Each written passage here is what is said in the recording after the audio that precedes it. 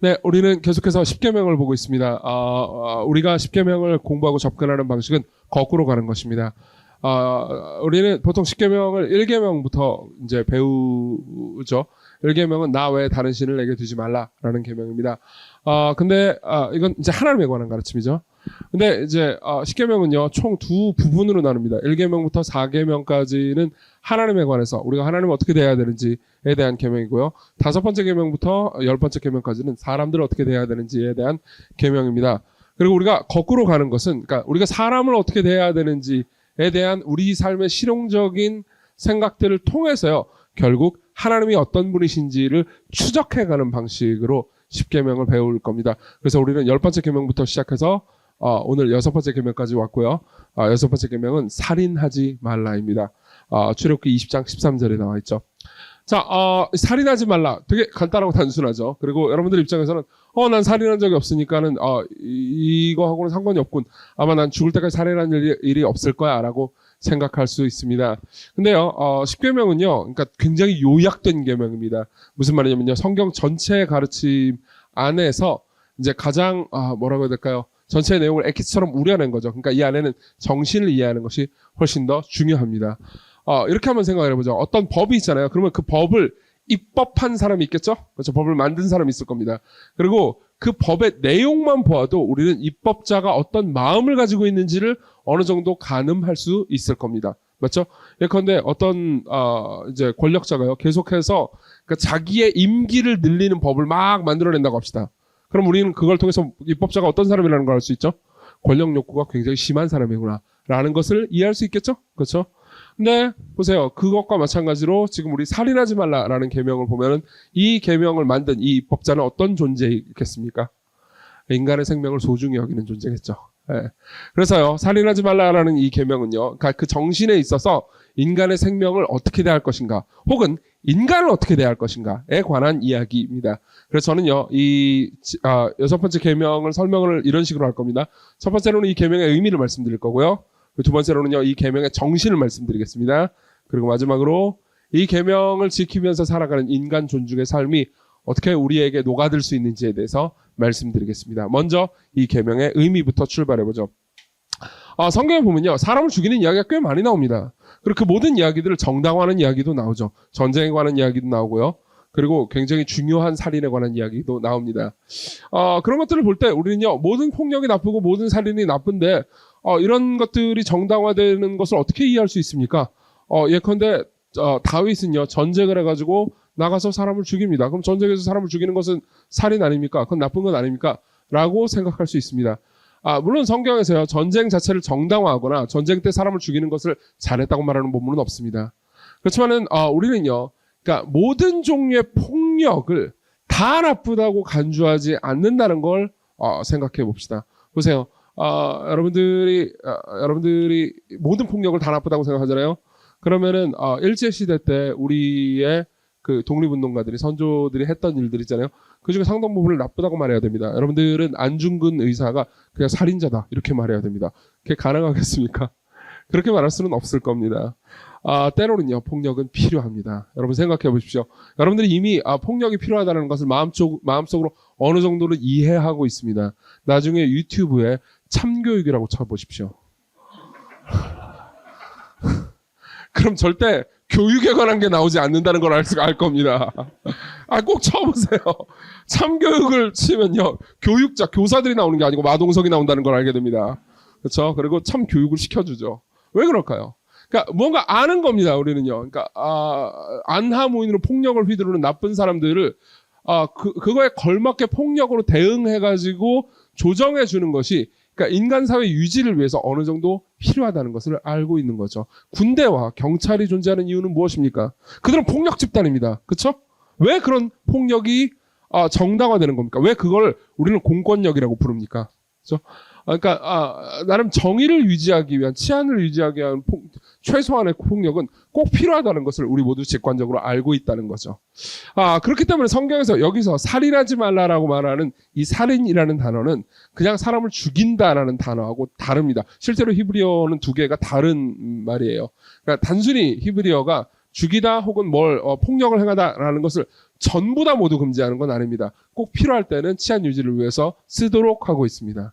근데 여기서 말하는 살인은 뭔가 좀 더 깊은 의미가 있죠. 살인은요, 사람의 생명을 함부로 대하는 것입니다. 사람의 생명을 함부로 대하는 것입니다. 그러니까 이렇게 볼 수 있어요. 살인은요, 성경에서 말하는 살인은 그냥 누군가의 심폐 기능을 정지시키는 것을 의미하는 게 아닙니다.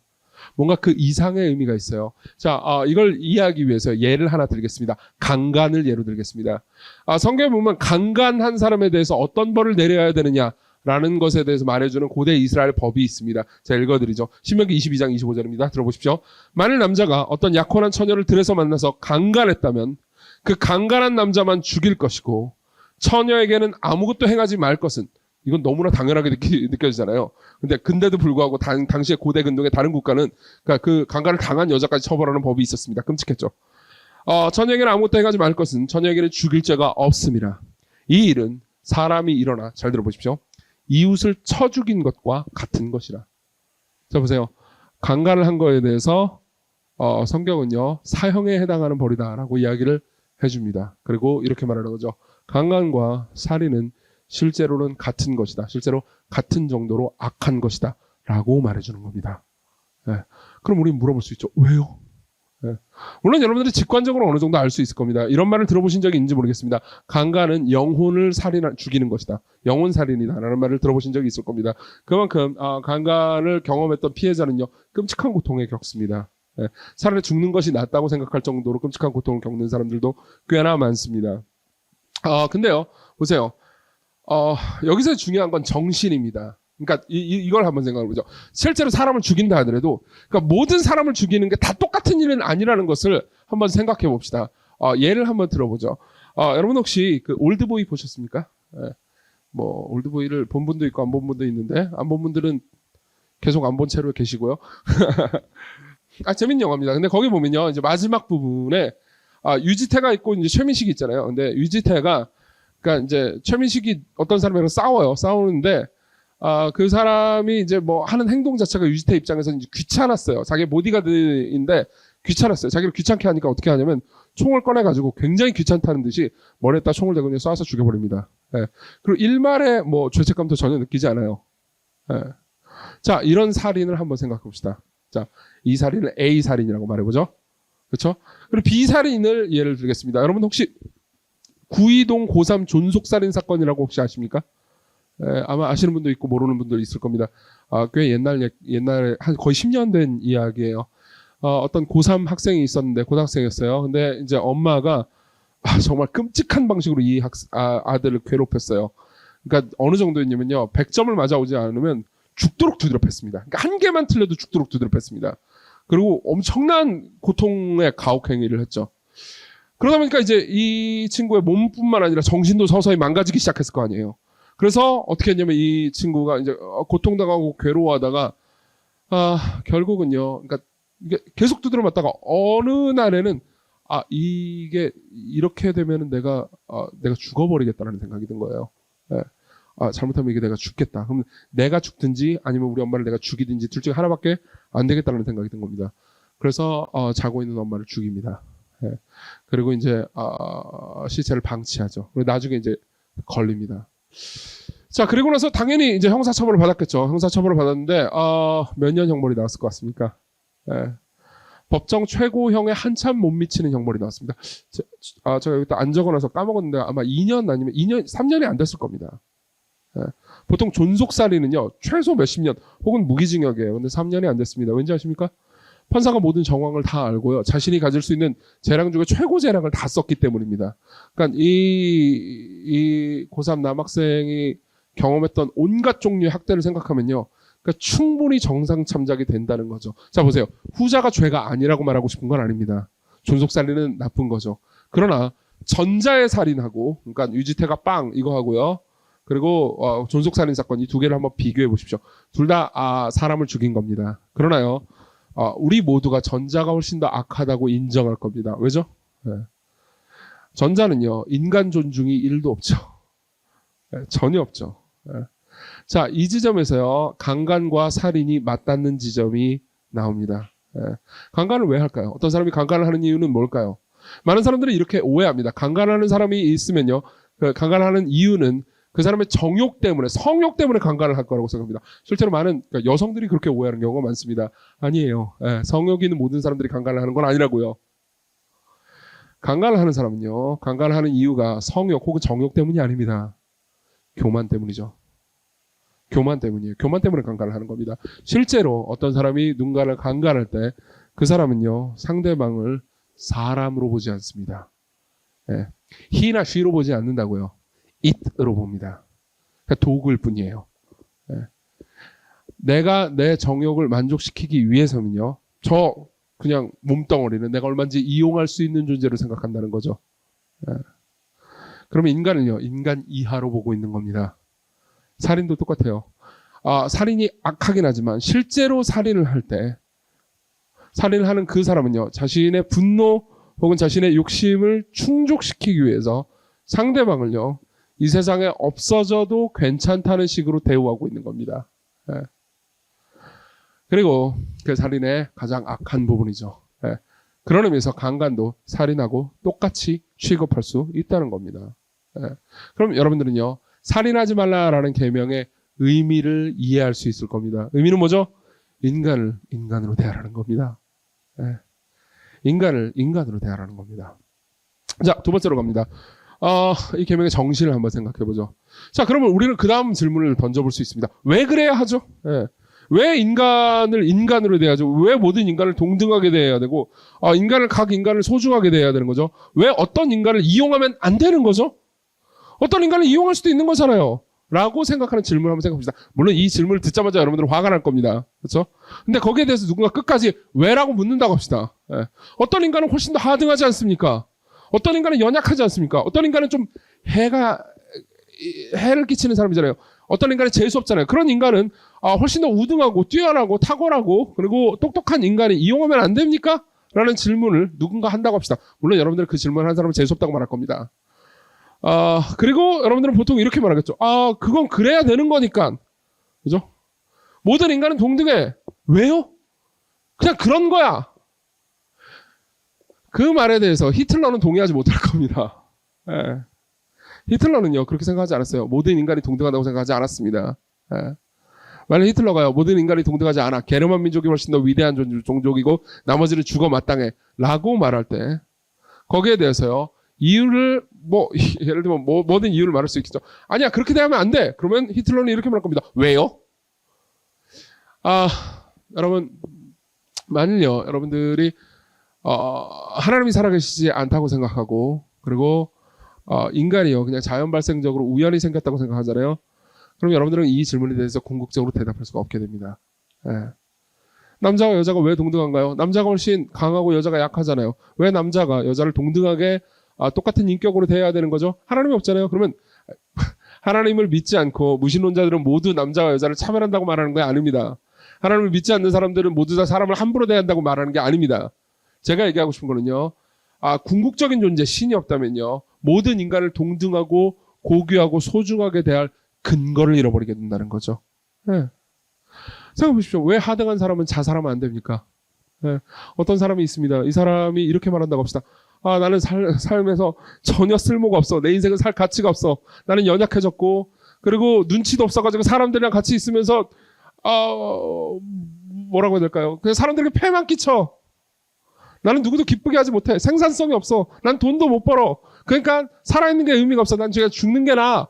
라고 누군가 여러분들의 친구, 여러분들이 아는 사람이 그렇게 말한다고 합시다. 그럼 여러분들은 뭐라고 대답합니까? 뭐라고 대답하나요? 스위스로 가? 아니요. 그렇게 대답하지 않잖아요. 스위스는, 그만합시다. 스위스 얘기는 할 필요가 없을 것 같아요. 보세요. 우리는 그렇게 대답하지 않습니다. 우린 이렇게 대답합니다. 아니, 살아줘. 나를 위해서 살아줘. 아니, 난 너한테도 폐를 끼치는 걸, 난 너한테 도움이 아무것도 안 돼. 아니, 그냥 살아있는 것 자체가 나한테는 도움이야. 라고 말하겠죠. 그렇죠? 그럼, 한 번 더 나가볼까요? 살아있는 것 자체가 아무한테도 도움이 안 되는 사람은 어떨까요? 그런 사람도 존재하지 않습니까? 그렇죠? 진짜 모든 사람에게 폐를 끼치는 사람이요. 그럼 그 사람은 스스로 목숨을 끊는 게 현명한 선택일까요? 여러분들 모두가 누구도 그렇게 말하진 않을 겁니다. 그래도 살아야죠. 왜요? 왜 그래야 하죠?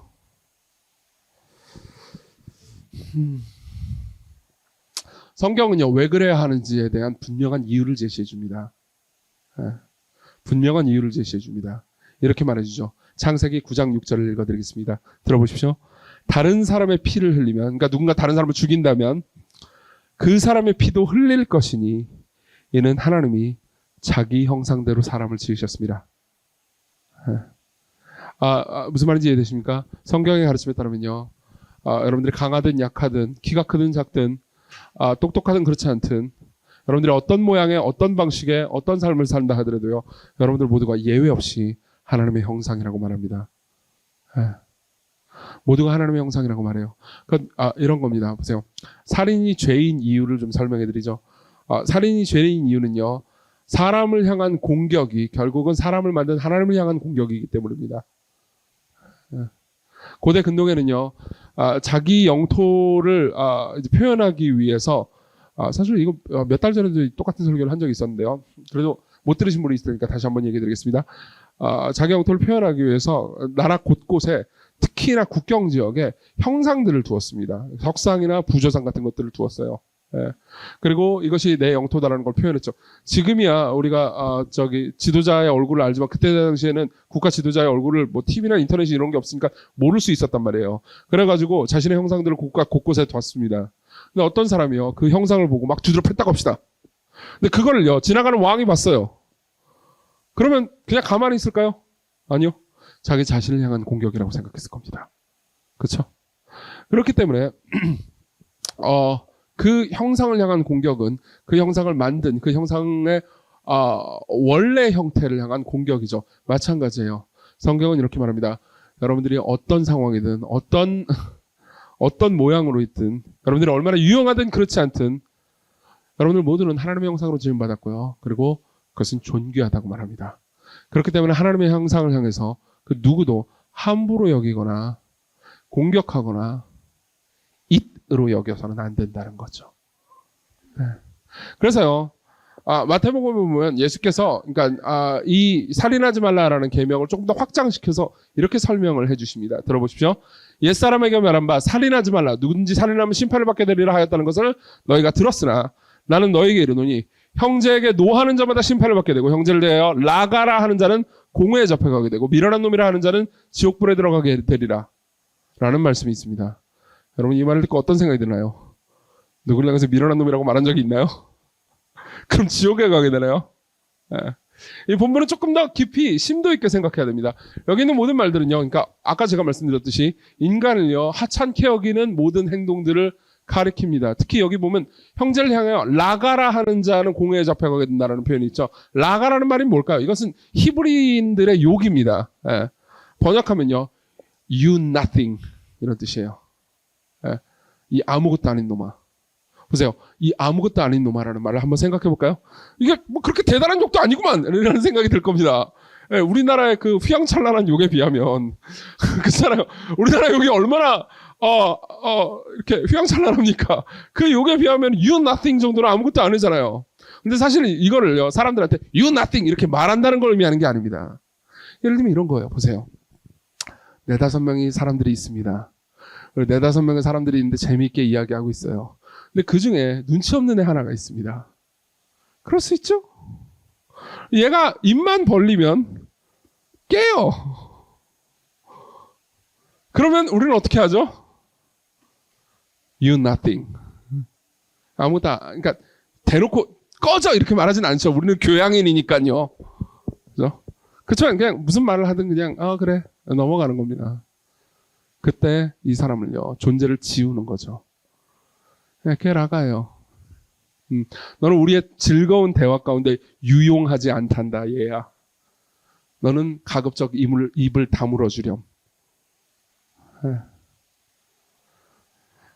그렇다면요, 이 살인이라는 죄가, 성경에서 말하는 살인이라는 죄가 저를 비롯해서 우리 모두에게 얼마나 가까운지 인식하시겠습니까?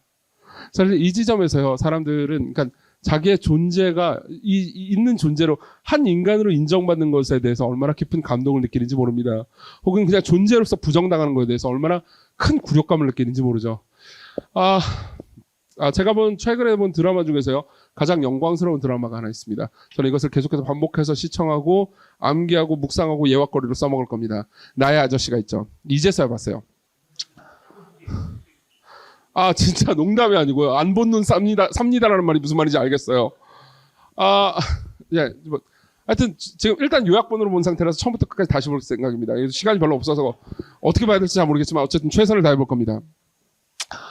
근데 거기 보면요, 뭐 아시는 분들은 아시겠지만 간단하게 요약해드릴게요. 주인공이 있습니다. 주인공은 두 명이죠. 이선균하고 아이유입니다. 그렇죠? 그냥 거기 있는 주인공 이름만 그냥 연예인 이름으로 할게요. 이선균하고 아이유가 있습니다. 그리고 이선균이 나의 아저씨예요. 멋있는 아저씨죠. 그리고 아이유는요, 이선균이 부장으로 있는 회사의 계약직입니다. 그리고 대부분의 계약직 사원을 거기 있는 이제 정규직 사원들은 함부로 대하죠. 그리고 그 모든 것 가지고 예를 들면 회식을 할 때도 그냥 같이 밥 먹으러 가자고 하지 않아요. 사실 그러면요, 그러니까 나는 계약직이고 여기 있는 사람들 사이에서 사람 대접을 못 받는 것 같죠. 나는 그냥 you nothing이라는 말을 계속해서 듣는 겁니다. 명절이 됐으면 전부 다 뭘 돌리죠? 그 명절 선물 돌리잖아요. 근데 자기만 못 받으면요. 혹시 계약직 경험을 해보신 분들은 이 서름과 슬픔을 아실 수 있을 겁니다. 그건 꽤나 슬픈 일이죠. 그러니까 내가 인간으로서 존재를 인정받지 못하는 거니까. 저도 옛날에 그런 걸 느낀 적이 있었습니다. 잠깐 인턴으로 일을 몇 개월 한 적이 있었거든요. 근데 그때 진짜 서러웠는데 보통 식사가 있잖아요. 식사는 그 점심 식사권을 식권을 다 거기서 주더라고요. 근데 저만 식권을 그냥 제 돈 주고 다 사서 먹으라는 거예요. 밥 먹는 거라서 내가 더 예민했었던 건가? 그냥 묘한 이거 별것도 아닌데 굉장히 그렇더라고요. 그러니까 그냥 you nothing이라는 말을 듣는 거죠. 근데 어쨌든 간에 아이유는 그 과정 중에서 이선균이 이제 부장님이 자기에게 그러니까 사람처럼 대해주는 것을 경험합니다. 그러니까 회식 때 고기 먹자 그러면서 이제 데리고 가고 그래요. 그러고 나서 나중에 이제 둘이 뭐 우여곡절이 생기고 그거 다 설명할 수가 없어요. 시간이 없어서 우여곡절이 생기고 그리고 이사회 앞에서 그러니까 이 이선균의 일 때문에 자기가 이제 어떤 상황을 진술해야 되는 상황이 됩니다. 그때 아이유가 이제 이사회 앞에서 이런 이야기를 해요. 들어보십시오. 저는 배경으로 사람을 파악하고 별 볼 일 없다 싶으면 빠르게 왕따시키는 직장 문화에서 스스로 알아서 투명 인간으로 살아왔습니다. 회식 자리에 같이 가자는 그 단순한 호의의 말을 박동훈 부장님에게서 처음 들었습니다. 이성균이에요. 박동훈 부장님은 파견직이라고 부하 직원이라고 저한테 함부로 하지 않았습니다. 그러니까 이제 이성균을 싫어하는 사람이 이렇게 얘기합니다. 그래서 좋아했나? 그렇게 얘기합니다. 연기 괜찮았어요?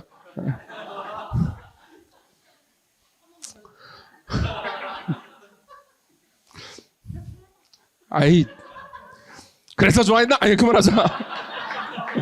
잠깐만요. 지금 설교 중이에요. 여러분 정신 차리세요.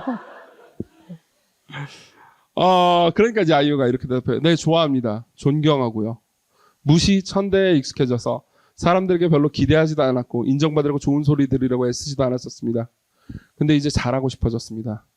제가 누군가를 좋아하는 게 어쩌면 지탄의 대상이 될 수 있는지는 모르겠지만 저는 오늘 잘린다 하더라도 처음으로 사람 대접 받아봤고 어쩌면 내가 괜찮은 사람일 수도 있겠다는 생각이 들게 해준 이 회사에 박동훈 부장님께 감사할 겁니다. 여기서 일했던 3개월이 21년 제 인생에서 가장 따뜻했습니다. 지나가다 이 회사 건물만 봐도 기분이 좋아지고 평생 사만 ENC가 회사 이름이에요. 사만 ENC가 잘 되길 바랍니다. 이 장면은 꽤나 따뜻하고 꽤나 감동적으로 그려지는데 그 이유는 여러분들 모두가 아실 겁니다. 그러니까 한 초라한 인생이요. 동등한 인간으로 대접받는다라는 거 사실 그 자체 있잖아요. 그 자체가 너무나 당연하고 정당하다고 느껴지면서도 우리가 살아가는 이 세상이 꼭 그런 세상이 아니라는 걸 여러분들 모두가 알고 있기 때문입니다. 그렇죠? 자, 이런 상황에서요. 살인하지 말라라는 계명을 지킨다는 건 뭘 의미할까요? 여러분들이 사람들이 그러니까 그 사람이요. 막 사람들의 인정과 막 흠모를 받을 만한 사람이 아닌 사람이라 하더라도요. 그냥 그 사람을 인간으로 그냥 존재 그대로 받아들여주고 인정해주고 그리고 존귀하게 여겨주는 것. 이게 바로 살인하지 말라라는 계명을 지키는 진짜 정신이겠죠. 자, 그럼 마지막으로 넘어갑시다. 어떻게 이렇게 할 수 있습니까? 예. 이런 인간 존중의 삶을 선택할 수 있는 방법은 뭡니까? 성경은 거기에 대해서 뭐라고 말합니까? 예. 정직하게 말한다면 저를 비롯해서요. 우리 모두 그러한 삶을 잘 살지 못한다고 인정할 수밖에 없을 겁니다. 예. 우리 모두는요. 계속해서 사람들을 조건적으로 대하는 경향이 있죠. 예. 그래서 솔직히 말하면 아까 제가 예로 들었던 몇몇 가지 예가 여러분들에게는 뜨끔한 부분도 있으셨을 겁니다. 그건 솔직히 말하면 저도 마찬가지예요. 우리 모두 그렇습니다. 우리 모두 그러니까 매력적이고 괜찮고 재미있는 사람들을 원합니다. 그리고 지루하고 힘들고 어려운 사람들을 피하려고 하죠. 예. 그리고 그것은 우리에게 꽤나 죄책감을 안기면서도요. 힘든 사람들하고 같이 있는 건 정말 힘들잖아요. 근데 교회 왔는데 힘든 사람들이랑 같이 있으면 더 힘들잖아요. 그게 안 다니기 싫잖아요. 안 다니고 싶잖아요. 그렇죠? 그러면 이것이 미묘한 차별이라는 것을 본인이 알지만요. 우리 모두는 거기에 대해서 그러니까 모르겠습니다. 힘들어하기 때문에 그냥 사람들을 차별하게 일수입니다. 그러면요. 어떻게 되는지 아십니까? 결국은요. 각 한 사람 한 사람을 소중히 여기지 않게 됩니다. 여러분 이렇게 한번 생각을 해봅시다. 어떤 사람을 소중히 여기지 않고 함부로 대한다고 합시다. 뭐 어떤 사람을 그냥 막 뒷담화하거나 막 사납게 대한다고 합시다. 왜 그런 일이 일어날까요? 그 사람 개인의 세계에 대해서 그 사람에 대해서 잘 알지도 못하고 그리고 알 생각도 없기 때문일 겁니다. 그렇죠? 예를 들면 뭐 아무리 좀 그냥 별로인 사람이라 하더라도요. 그 사람의 과거에 대해서 이야기를 듣고 그 사람의 뭐 생각 그리고 그 사람이 살아온 길 그리고 그 사람의 꿈. 난 미래에 이게 되고 싶어요. 나는 이런 어려움을 겪었어요. 그 사람의 사정을 다 알면 어떻죠? 왠지 그 사람의 편이 되고 싶어지잖아요. 그렇죠? 그러니까 한 개별 인간의 사정을 알면요. 그 사람의 편이 되고 싶습니다. 그 사람이 뭐 그렇게 대단치 않고 혹은 눈치가 없고 재미가 없어가지고 내가 좀 피하고 싶은 스타일의 사람이라 하더라도요. 한 개인을요. 진정으로 이해하려고 든다면요. 그러니까 한 개인이 개별적으로 이해된다면 이 사람이 고유한 세계를 가지고 있는 우주라는 것을 이해하게 되잖아요. 그러면요. 이 사람을 사랑하고 싶겠죠. 그러면 우리가 함부로 대하는 사람들은 어떤 사람들입니까? 개인을 모르는 사람들입니다. 그렇죠? 우리는 외국인들을 쉽게 혐오합니다. 솔직히 말하면 저도 옛날에 그랬습니다. 특정 종족들을 그러면서 더러워, 냄새나 이런 식으로 이 특정 나라국 사람들은 뭐해 이런 식으로 쉽게 말했죠. 말할 뻔했다. 그건 굉장히 부끄러운 짓이었습니다. 그리고 왜 그런 일을 할 수 있을까요? 제가 아는 그 나라 사람은 한 명도 없었거든요. 근데 그 나라 사람을 한 명이라도 알게 되는 순간 무언가 이야기가 달라졌습니다. 왜 여러분들은 모기를 쉽게 죽입니까? 모기를 왜 쉽게 죽이죠? 모기에 대해서 여러분들이 자비가 있나요? 없죠. 절대 없습니다. 하면 바로. 그렇죠? 저는 그 스피드가 딸려가지고 안 되긴 하는데 어쨌든 그럴 겁니다. 왜 그렇죠? 여러분들은 그 모기의 개개 성품들을 모릅니다. 알아요? 생각해보세요. 내가 방금 딱 죽여가지고 피가 터진 그 모기는요. 꿈이 야구선수 모기였을 수도 있습니다. 모기 세계에서의 판사가 꿈이었을 수도 있죠. 여러분들은 한 판사를 죽여버린 겁니다. 제가 너무 심했나요? 이게 비유라는 걸 여러분들은 알 겁니다. 그냥 모르잖아요. 그냥 집단화해버린단 말이에요. 그냥 모기지 뭐. 한 개별 모기로 보이지 않는다는 거예요.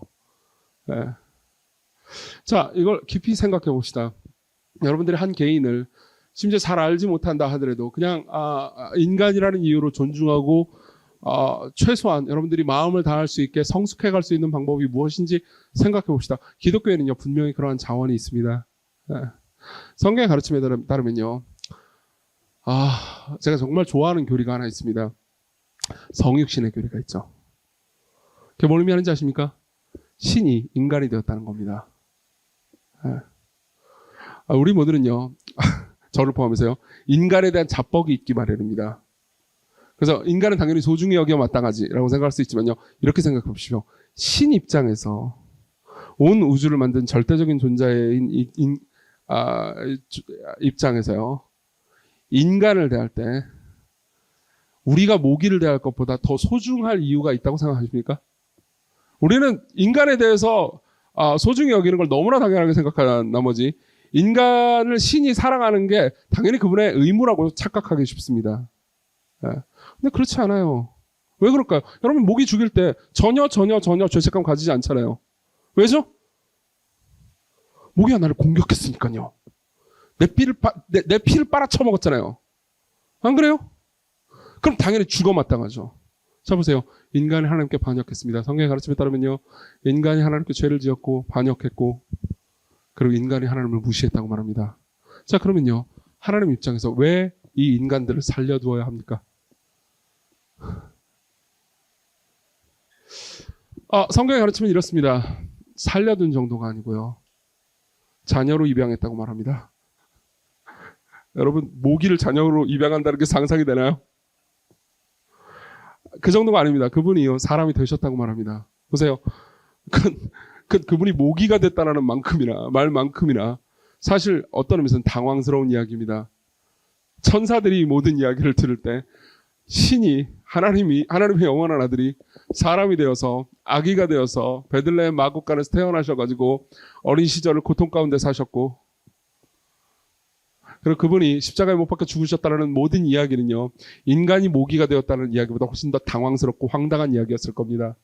그러나 그분은 그 길을 선택하셨습니다. 왜요? 모기들의 삶을 이해하고 싶었거든요. 어떤 애가 판사 모기가 되고 싶은지 야구 선수 모기가 되고 싶은지 알려면요 그들 세계로 들어가야 할 겁니다. 그들의 언어를 이해해야 될 겁니다. 그들과 함께 삶을 살아야 되겠죠. 네. 그분은 그 일을 하셨습니다. 그리고 어떤 한 그리스도인이 인간을 소중히 여길 수 있는 힘과 차원이 바로 여기 있습니다.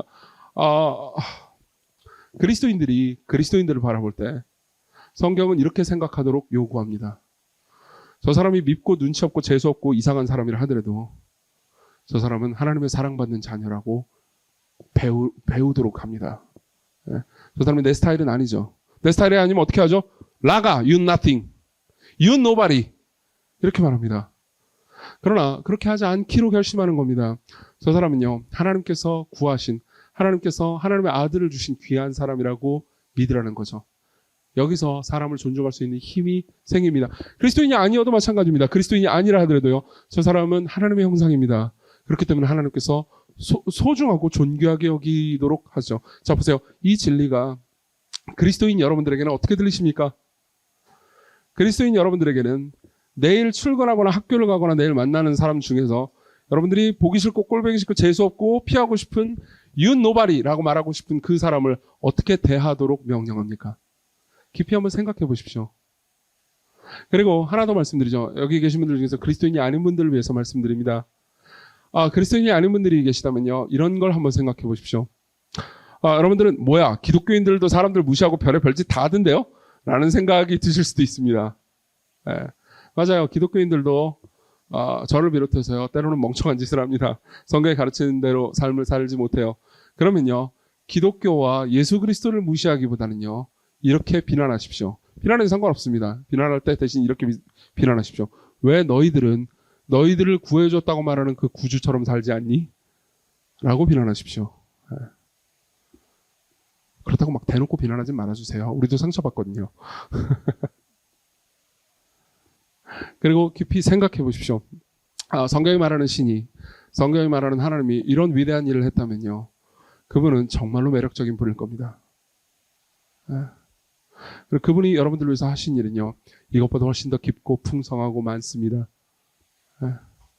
이것이 기독교인이 사람들을 소중히 여기는 이유입니다.